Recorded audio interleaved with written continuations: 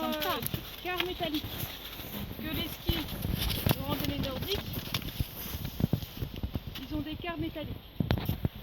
Après, il y a deux sortes de skis de randonnée nordique. Il y a une sorte, mais on peut les... Il y a ceux-là avec les écailles.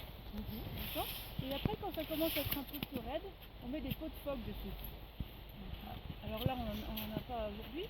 Mais normalement, on peut mettre des pots de phoque, c'est pour monter encore des pentes un peu plus raides. Et puis après, qu'on retire et qu'on remet régulièrement en fonction du terrain.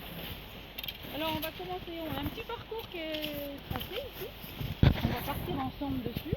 Alors, quand on a des skis à écailles, il faut faire, pour que ça accroche bien sous les pieds, il faut faire un bon transfert de poids du corps sur un pied puis sur un autre pour écraser ces écailles. Si vous avez le poids du corps qui est à peu près équivalent sur les deux pieds, vous n'allez pas pouvoir écraser ces écailles et là du coup vous avez reculé. Donc on va partir là-dessus puis après je vous donnerai quelques explications de la balade.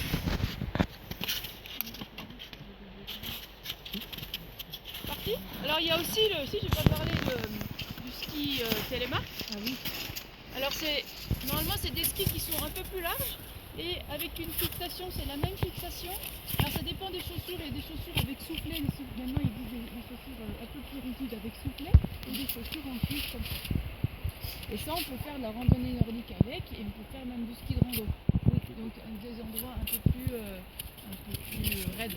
Parce que celles à souffler, elles sont un peu plus rigides. Voilà, c'est des skis, c'est comme si c'était des chaussures de ski alpin, mais avec des soufflets pour la descente pour pouvoir faire du télémarque. Ouais. Et en fait, en randonnée nordique, à souffler, c'est pas trop rigide.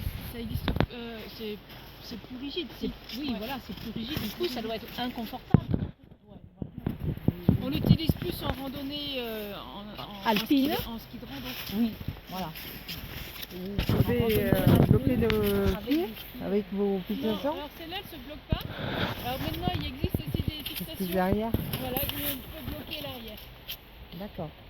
Non, juste le ressort pour tenir un peu, pour donner de la rigidité. Mais D'accord. Mais moi, ça m'est arrivé d'être en rando alpine avec des télémarques où c'était vraiment la neige pourrie. En fait, je skiais comme du ski normal. Je ne pouvais pas faire des télémarques. Pourtant, même avec des fixes. Et du coup, même avec des fixes qui se lèvent, j'arrivais à skier traditionnel. Alors, donc on va commencer à marcher ici. Donc, pour marcher, c'est comme quand on marche à pied, sauf qu'on essaye de glisser un peu sur le ski. Donc on laisse légèrement le ski glisser au lieu de glisser comme ça, on essaie de glisser en faisant glisser ce ski après. D'accord. Et si on veut tourner? Comment? Pour tourner? Pour tourner, on verra ça dans l'application. C'est des pas...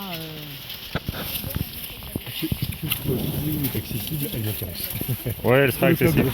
Accessible. Ouais. Présenter le ski nordique. Ouais, elle le sera. Amusez-vous bien. Ouais, d'accord. Ouais, ouais.